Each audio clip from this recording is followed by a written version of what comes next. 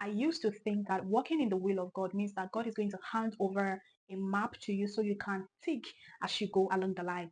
Until one day the Spirit of the Lord showed me a vision, and then in that vision I saw a figure walking on a tarred road, and I was taken back to the beginning of that tarred road, and I saw two palms, more like palms that were standing like this, and at the middle of it was that tarred road. And then the Spirit of the Lord whispered to me that this is what it means to walk in the will of God.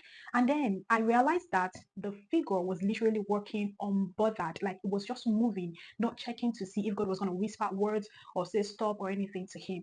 And then in that vision, I asked, like, what if this figure walked out of this third road, more like the figure moved to the other path?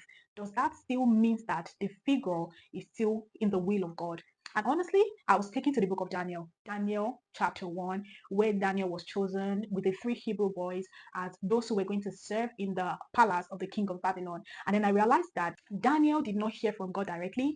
He didn't have vision at that point. Nobody told him anything, but because he had a relationship with God, there is this kind of knowing in him that he should not defile himself with the king's meal. He then told the chief officer, Ashpenaz, that he should excuse himself and the three Hebrew boys from eating from the king's table, and that he should give them 10 days, that if he sees any changes in them, then they will continue to eat with them. But if they look better than they are, that he's going to leave them. Guess what? After 10 days, Daniel and his friends looked so much better than the rest of the men they were supposed to serve together. And then it just made me realize that, see, so many times when we walk in the will of God, a lot of times you will not hear stop, you will not hear continue, you will not hear wait.